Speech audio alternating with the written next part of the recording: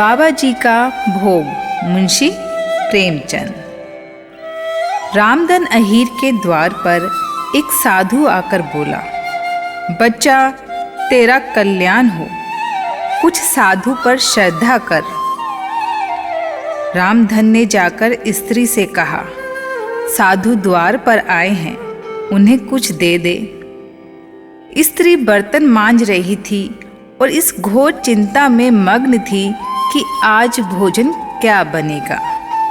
घर में अनाज का एक दाना भी न था। चैत का महीना था, किंतु दोपहर ही को अंधकार छा गया था। उपज सारी की सारी खलिहान से उठ गई। आधी महाजन ने ले ली, आधी जमींदार के प्यादों ने वसूल की। भूसा बेचा तो बैल के व्यापारी से गला छूटा, बस थोड़ी सी गांठ अपने हिस्से में आई। उसी को पीट पीट कर एक मन भर दाना निकला था।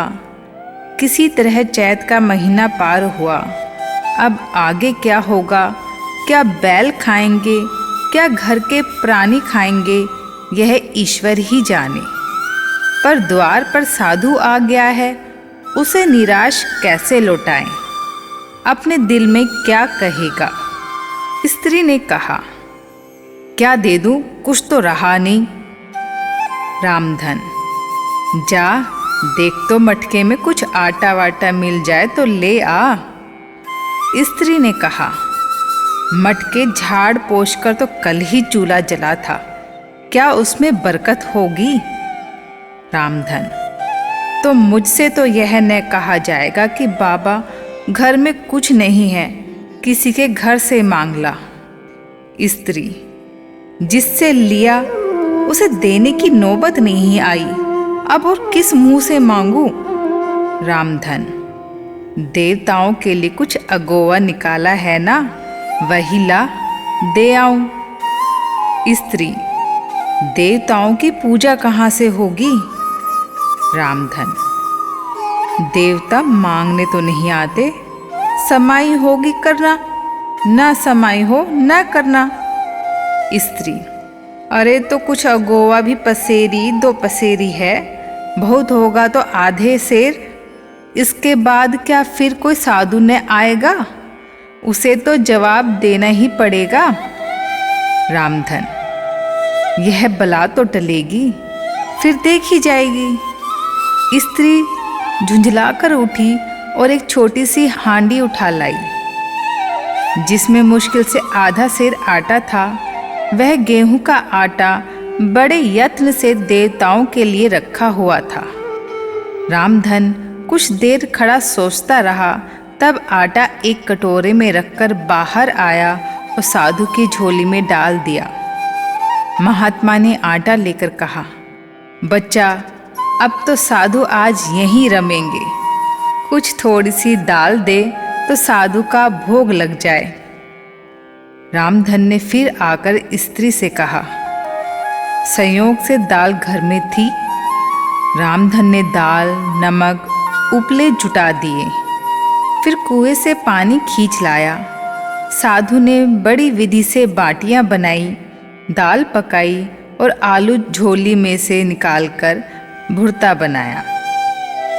जब सब सामग्री तैयार हो गई तो रामधन से बोले, बच्चा भगवान के भोग के लिए कोड़ी भर घी चाहिए, रसोई पवित्र न होगी तो भोग कैसे लगेगा? रामधन, बाबा जी घी तो घर में न होगा। साधु, बच्चा भगवान का दिया तो तेरे पास बहुत है, ऐसी बातें न कह। रामधन, महाराज मेरे गाय भैंस कुछ नहीं है, घी कहाँ से होगा? साधु, बच्चा भगवान के भंडार में सब कुछ है, जाकर मालकिन से कहो तो। रामधन ने जाकर स्त्री से कहा, घी मांगते हैं, मांगने को भीख है, पर घी बिना कोर नहीं धसता। स्त्री, तो इसी दाल में से थोड़ी दाल लेकर बनिए के यहाँ से ला दो। जब सब किया है तो इतने के लिए उन्हें क्यों नाराज करते हैं? घी आ गया। साधु जी ने ठाकुर जी की पिंडी निकाली, घंटी बजाई और भोग लगाने बैठे। खूब तनकर खाया, फिर पेट पर हाथ फेरते हुए द्वार पर लेट गए। थाली, बटली और कलछुली रामधन घर में मांजने के लिए उठा ले गया। उस रात रामधन के घर का चूल्हा नहीं जला, खाली दाल पकाकर ही पी ली। रामधन लेटा तो सोच रहा था, मुझसे तो यही अच्छे। आपको यह कहानी कैसी लगी? लाइक और कमेंट्स करके बताएं। साथ ही चैनल को सब्सक्राइब करें। धन्यवाद।